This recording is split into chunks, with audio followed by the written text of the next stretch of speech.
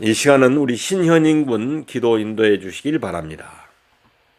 사랑의 하나님 아버지, 성령 강림 후 18번째 거룩한 주를 맞이하여 하나님 앞에 내와 예배드리오니 기쁘게 받아주세요. 아멘.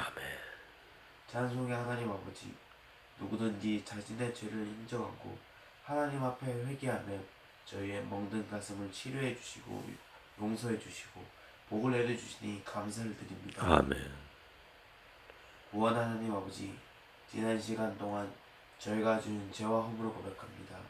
하나님의 말씀 따라 살지 못했습니다. 게으름 피우며 살았습니다. 자신의 잘못을 하나님께 회개하며 살지 않았습니다. 지난 시간 동안 저희가 지은 죄와 허물을 고백하오니 흰 눈처럼 깨끗이 용서해 주세요. 그리고 물과 성령으로 거듭나서 새 사람으로 살게 해주세요. 아멘. 복 주신 주님, 이번 시간 멍든 가슴을 치료하시는 예수님이라는 제목으로 말씀 전하시는 목사님께 복을 내려주시고 저희가 이 예배를 듣고 저희의 멍든 가슴을 치료하며 하나님께 더욱 가까이 다가가게 되는 그런 멋진 예배가 되게 해주세요. 아멘. 예배 시종을 하나님께 부탁드리며 우리 주 예수 그리스도의 이름으로 기도드립니다. 아멘. 은혜로운 기도 감사드립니다. 오늘 이 시간에 주실 하나님의 말씀은 요한복음 4장 19절에서 30절까지 말씀입니다. 이 계시된 하나님의 말씀을 제가 봉독하도록 하겠습니다. 신약성경 147면에 나와 있습니다. 여자가 이르되 주여 내가 보니 선지자로 소이다. 우리 조상들은 이 산에서 예배하였는데 당신의 말은 예배할 곳이 예루살렘에 있다 하더이다.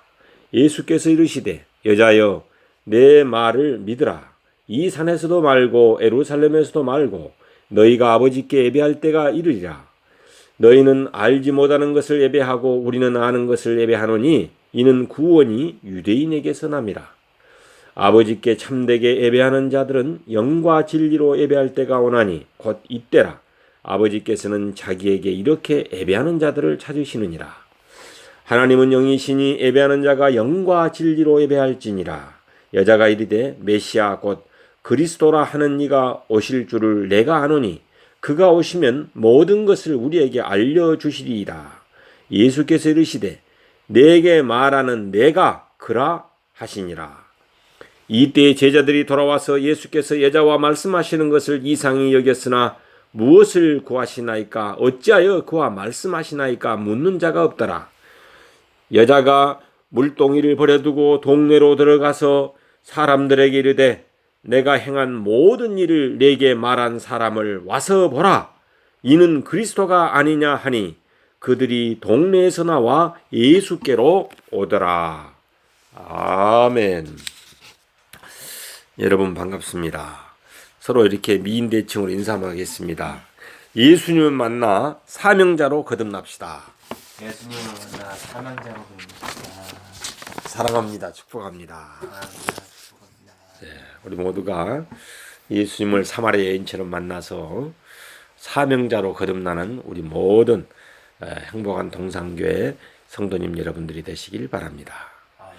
하나님께서 사랑하는 여러분, 사람의 심령을 병들게 하고 마음에 상처를 주는 것은 무엇 때문일까요? 여러 가지 원인이 있겠지만은 무엇보다도 부정적인 인간관계에 있습니다. 인간관계에 있어서 사람을 무시하고 또 늘 비교하고 또 비판하고 불신하고 폭력을 행사하는 관계에 있다는 말입니다. 그러면은 상처 입은 사람들을 치료하는 그런 비밀은 무엇일까요? 수많은 연구조사와 경험을 통해서 얻은 치료의 방법은 긍정적인 인간관계에 있다고 합니다. 그러면은 치료 방법을 한번 구체적으로 살펴보도록 하겠습니다. 마음의 상처를 치료하려면 첫째로 상대방으로부터 존중을 받을 때 치료가 시작된답니다. 다 함께 한번 따라합시다. 당신은 존귀한 사람입니다. 당신은 존귀한 사람입니다. 네, 상대방을 존중할 때 치료가 시작되는 것입니다. 우리는 하나님의 형상을 입은 존재인 것입니다. 천하보다도 귀중한 생명의 주인이 바로 우리들입니다.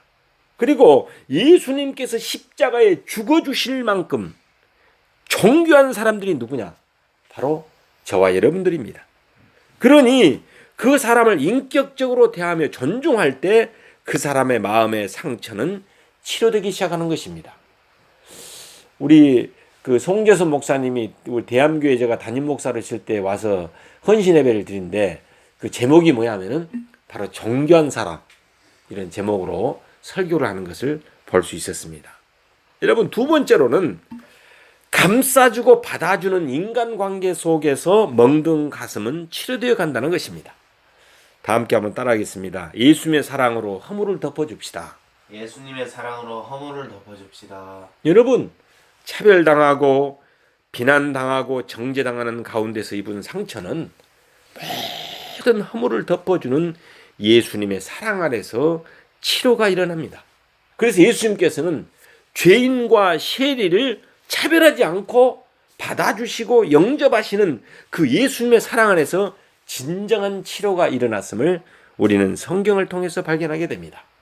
세 번째로는 신뢰해주는 인간관계에서 치료가 일어납니다. 다 함께 따라합시다. 당신을 신뢰합니다. 당신을 신뢰합니다. 중요해요. 신뢰하는 거. 여러분 상대방이 믿을 수 없는 사람이며 믿을 수 없는 상황에서도 모든 것을 참으며 믿어주는 신뢰 관계가 계속될 때 믿을 수 없는 사람도 믿을 수 있는 사람으로 변화되어 가는 것을 볼 수 있습니다. 삭개오가 어때요? 믿을 수 없는 사람이 있는데 예수님 만나서 믿어줌으로 삭개오가 변화된 삭개오로 바뀌어버렸습니다. 막달라 마리아 어땠습니까?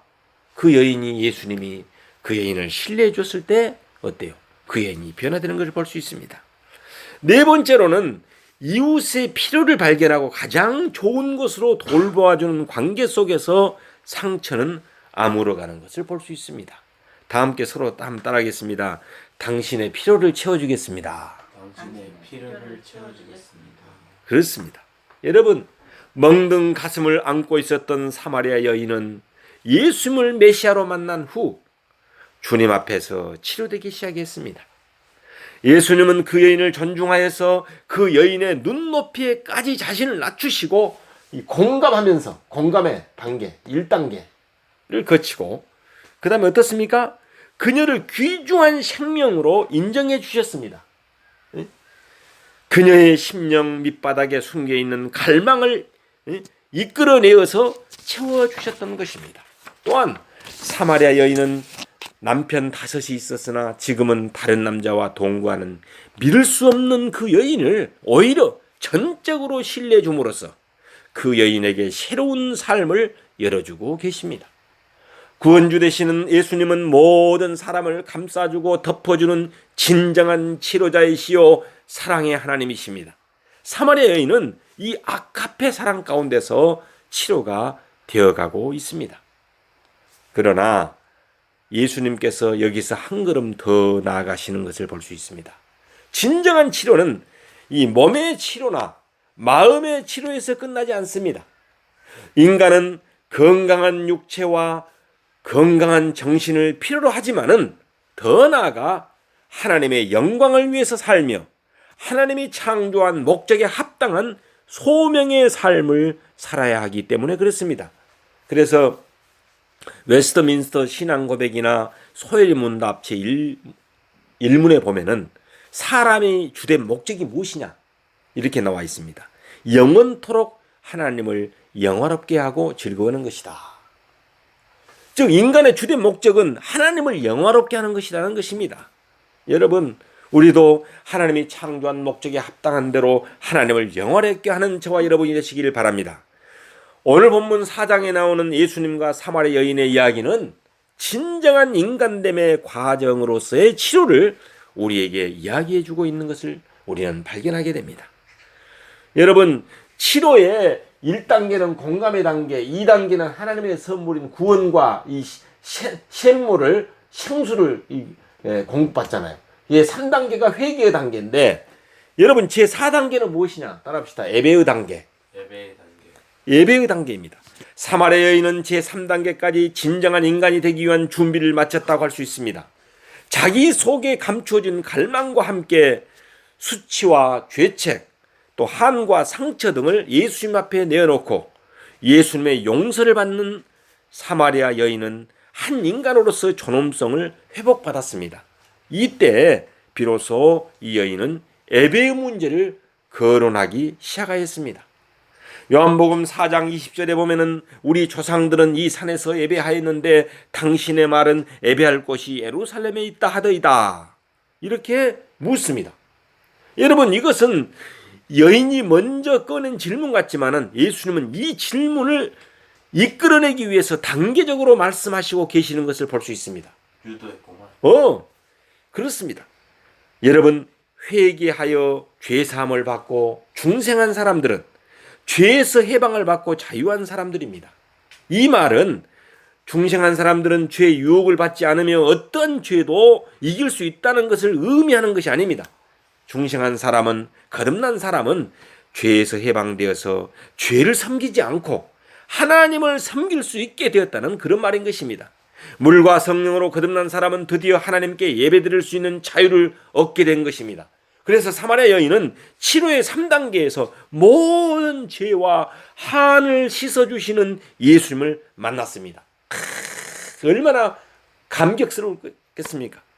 이제 그는 자연스럽게 하나님께 예배를 거론하면서 진정한 예배의 방안을 질문하고 있었던 것입니다. 그리스도인들은 은혜를 받은 사람들입니다. 하나님 앞에 내세울 것이 없는 나를 찾아오셔서 감싸주시고 자기의 피로 모든 죄를 씻어주시고 하나님의 자녀로 삼아주신 그 놀라운 사랑을 어찌다 말로 형용할 수 있겠습니까? 우리가 드리는 이 예배는 임재하신 하나님께 드리는 응답이요, 감사요, 진정한 교제인 것입니다. 이 예배는 하나님을 끊임없이 만나서 교제하는 중요한 장인 것입니다. 예배 없이는 우리가 진정한 교제가 하나님과 이루어지지 않습니다. 예배하는 삶은 진정한 인간됨의 중요한 요소인 것입니다. 예배 가운데 우리는 진정으로 우리에게 필요한 것들로 체험을 받을 뿐만 아니라 끊임없이 용서와 치료를 받으며 하나님의 사랑으로 체험을 받습니다. 예배가 없이는 영적인 삶은 불가능한 것입니다. 그러면은 어떠한 장소에서 예배를 드려야만 할까요? 다 함께 한번 따라합시다. 예수님이 계시는 곳이 바로 예배의 장소입니다. 여러분, 예수님께서 가르치시는 진정한 예배는 21절에 보니까 뭐라고 하냐면은 이 산에서도 말고 예루살렘에서도 말고 라는 이 말씀 속에 지금 들어 있습니다. 구약에서는 예배를 드릴 때 어떤 장소가 매우 중요했다고 합니다. 장소가. 그래서 모리아산, 아브라함과 그 이삭은 모리아산에서 그 여호와 이레의 그 축복을 받잖아요. 그 제물을 바칠 때 모리아산을 가거든요. 그다음에 모세는 또 시내산에서 십계명 받잖아요. 시내산, 호렙산, 시온산, 성막, 성전 등 하나님이 강림하셔서 사람들과 친밀하게 교제를 하는 예배는 일정한 장소와 연관되어 있음을 우리는 알 수 있습니다. 그들은 하나님이 강림하시는 장소가 따로 있다고 생각했던 것입니다. 그러나 이제 신약 시대에는 예수님 안에서 새로운 시대가 활짝 열렸습니다. 그래서 요한복음 2장 19절과 21절 말씀에 보면은 예수님께서 대답하여 이르시되 너희가 이 성전을 헐라 내가 사흘 동안에 일으키리라. 그러나 예수는 성전된 자기 육체를 가리켜 말씀하시는 것이라라고 말씀하고 있습니다. 즉 예수님이 성전이요, 예수님이 예배의 중심이요, 예수님께서 계시는 곳이 예배드리는 곳임을 우리는 알 수 있습니다. 예수님은 나다나엘에게 요한복음 1장 51절에서 이렇게 말합니다. 진실로 진실로 너희에게 이르노니 하늘이 열리고 하나님의 사자들이 인자 위에 오르락 내리락 하는 것을 보리라 라는 말씀을 하셨습니다. 이 말씀은 베델에서 야곱의 꿈을 연상케 하는 말씀입니다. 곧 중보자 예수님이 하나님의 통로요 사다리가 되었다는 말씀인 것입니다. 그러므로 사복음서 마태, 마가, 누가, 요한복음서에서는 예수님이 계시는 곳에서 하나님의 능력과 신비를 기록하는데 충실하고 있음을 우리는 알 수 있습니다. 예수님께서 어느 곳에 계시든지 간에 그곳에 하나님의 은혜가 임한다는 것입니다. 예수님은 하나님께서 세상에 내려오시는 사다리인 것입니다. 예수님은 하나님께서 이 세상을 구원하시려고 이 세상에 복을 주시는 통로가 누구냐? 바로 예수님임을 알 수 있습니다. 그래서 우리는 예수님께로 나와야만 합니다. 그러면은 생수의 강에서 흐르는 샘물을 맛볼 수 있습니다. 예수님을 만나는 사람마다 하나님의 치료를 받을 것입니다. 예수님을 만나는 사람은 죄를 용서받고 성결한 사람이 될 것입니다. 이제는 장소에 매인 예배가 아니라 영이신 하나님께 드리는 예배를 우리는 드려야만 합니다. 임마누엘 되신 하나님은 그를 믿는 자들과 언제든지 함께 하시는 예수님이기 때문에 예배는 공간의 지배를 받지 않고 언제 어디서든 예수님의 이름으로 드려줄 수 있는 것입니다. 여러분, 예배는 의식을 뛰어넘어서 삶으로 이어져야 함을 우리는 알게 됩니다. 믿음으로 사는 삶, 성령 안에서 삶, 진리 안에서 삶이 예배의 연장선이 되어야 한다는 것입니다. 그래서 오늘 이 예배를 딱 끝마치고 난 다음에 어때요? 예배 연장선으로 삶으로 연결돼야 진정한 예배인 것입니다. 이러한 예배를 드릴 때 하나님께서는 우리를 온전히 치료해 주실 것입니다. 영과 진리로 예배할 때가 오나니라고 23절에서 말하고 있습니다.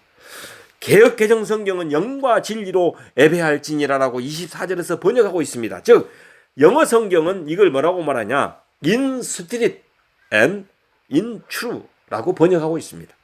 예배는 성령 안에서 그리고 진리 안에서 드려져야 한다는 것입니다. 이것은 장소나 공간의 제한을 받는 예배를 의미하는 것보다는 예수님이 함께하는 삶의 예배를 의미하고 있습니다. 성령 안에서의 삶이 곧 진정한 예배자의 삶이라는 것입니다. 진리를 따라 사는 삶이 예배자의 삶이라는 것입니다. 보혜사 성령님께서 오신 목적은 예수님을 구주로 믿게 하고 예수님을 따라 살게 하려고 오신 것입니다. 그러므로 누구든지 성령께서 오시지 않으면 예수님을 믿을 수 없습니다. 예수님을 따라 삶을 살 수도 없습니다. 그러나 보혜사 성령께서 오시면은 그는 예수님을 높이며 예수님의 말씀을 따르며 예수님의 형상을 따라서 살려고 이를 쓰고 노력을 하고 살아가는 것입니다. 성령님만이 우리를 예수님께로 인도하여 그 모습을 닮아가게 만듭니다. 즉 진정한 인간됨은 성령 안에서 드려지는 예배라고 말할 수 있는 것입니다. 하나님께서 사랑하는 여러분, 아무리 장엄한 예배당에서 격식에 맞는 예배를 드린다 할지라도 성령께서 거기에 임재하지 아니하시면, 이거 키포인트요. 성령께서 거기에 임재하시 아니하시면 진정으로 하나님께 드리는 예배가 아니라는 것입니다. 비록 가정에서나 교회에서나 격식이 조금 미흡할지라도 성령께서 거기에 오셔서 임재하시면은 하나님께 예배가 드려질 수 있는 것입니다. 그래서 새 시대는 성령으로 드리는 예배의 시대인 것입니다. 여러분, 진리 예배란 무엇입니까? 성경은 예수님 자신이 진리라고 말씀하십니다. 요한복음 14장 6절에 말씀하고 있습니다. 내가 곧 길이요 진리요 생명이라. 우리는 예수님을 따라 살 때 진리 가운데 살아간다고 말합니다. 그래서 사도 바울은 진리 대신 예수님을 위하는 삶만이 진정한 인간의 길임을 선언하였습니다. 이것이 진리 안에서 드려지는 예배자의 삶인 것입니다. 주님을 따라 사는 삶, 주님의 모습을 닮아가는 삶은 성령 안에서만 가능한 것이요, 성령 안에서 진리의 삶이 있으며 이때 우리는 하나님의 치료와 참뜻을 맛보기 시작하는 것입니다. 성령 안에서 진리 안에서 예배 드린다는 것은 우리의 손과 발과 온몸 전체가 하나님께 드려져서 성령의 능력으로 사용되고 하나님의 진리의 말씀 따라 사용된다면 그것은 곧 영과 진리로 드려지는 예배가 될 것입니다. 그래서 가정교회에서는요, 이 성경 공부를 뭐라 그러냐? 삶 공부라고 말해요. 삶으로 연장돼야 된다는 것입니다. 여러분, 치료의 마지막 단계는 무슨 단계라고요? 사명의 단계인 것입니다. 사마리아 여인은 멍든 가슴을 치료받는 데 있어서 단순한 의학적 치료만 받은 것이 아닙니다. 그녀는 이제 죄를 회개하고 예수님 중심의 진정한 영적 예배의 사람으로 치료받고 있습니다. 그러나 여기에만 머문다고 한다면 세상을 이처럼 사랑하사 독생자를 주신 하나님을 온전히 따르지는 못하는 것입니다. 하나님은 세상을 창조했습니다. 이 창조하신 세상은 보시기에 힘이 좋았더라라고 창세기 1장 31절에서 기록되어 있습니다. 하나님께서 독생자 예수 그리스도를 보낸 목적은 힘이 좋았던 세상을 회복시키려 하십니다. 그리고 하나님께서 인간을 창조하신 진정한 목적은 하나님이 이처럼 사랑하시는 세상의 회복과 구원에 참여시키려는 것입니다. 그러므로 인간은 하나님의 사명에 동참하기까지는 진정으로 치유될 수 없으며, 진정한 인간은 하나님의 사명을 위해서 힘을 다하는 사람인 것입니다. 사마리아 여인은 진정한 예배의 삶을 배웠습니다. 성령 안에서 진리를 따라 살며 하나님께 영광 돌리는 여자로 회복되고 있습니다. 얼마나 놀라운 일이요. 남편이 5시간 바람둥이했던 이 여자가 예수님, 메시아 예수님을 만남으로 진정한 예배의 삶을 배워버렸습니다. 그리고 그는 성령 안에서 진리를 따라 사는 삶을 살며 하나님께 영광 돌리는 여자로 회복됐다는 것입니다. 이 감격스러운 장면입니다. 그러나 예수님은 여기에서 한 단계 더 나아가 그 여인을 치료하기 시작했습니다. 요한복음 4장 28절에서 30절 말씀입니다. 제가 한번 봉독해 드리겠습니다. 28절, 여자가 물동이를 버려두고 동네로 들어가서 사람들에게 이르되, 29절, 내가 행한 모든 일을 내게 말한 사람을 와서 보라, 와서 보라, 이는 그리스도가 아니냐 하니 그들이 동네에서 나와 예수께로 오다. 동네 사람들을 만나기를 회피하고 기피하고 살았던 이 여인이 이제는 동네방네에 들어가서 와 보라라고 외치고 있습니다. 그는 그리스도가 아니야, 내가 만난 분이 메시아가 아니야 라고 그는 외치고 있습니다.